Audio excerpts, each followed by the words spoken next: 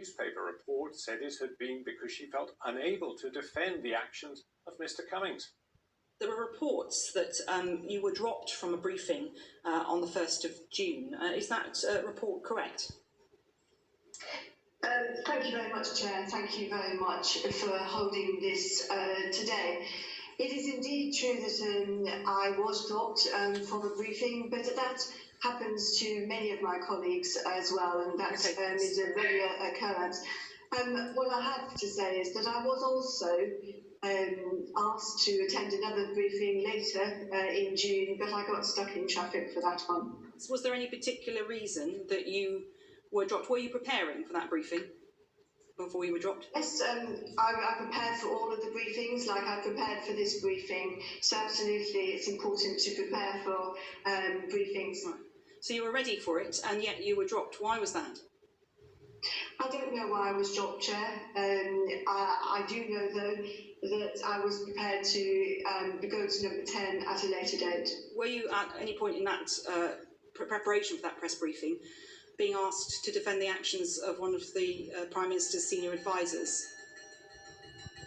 As in all press briefings, we talk about lots of these preparation questions, and yes, of course, I was asked about lockdown and rules to lockdown, yes. Okay, and what are your views about lockdown and the actions of Dominic Cummings at that time? I believe that in my opinion, the rules were clear, and they're there for everyone's safety, and they applied to us all. Do you think that's the reason that you were dropped from that briefing? I don't know why I was dropped from the briefing. I'm afraid you'd have to ask other people for that. So they didn't even give you the courtesy of an explanation after you'd done the work preparation for what can be quite a gruelling session, especially if you don't do it every day?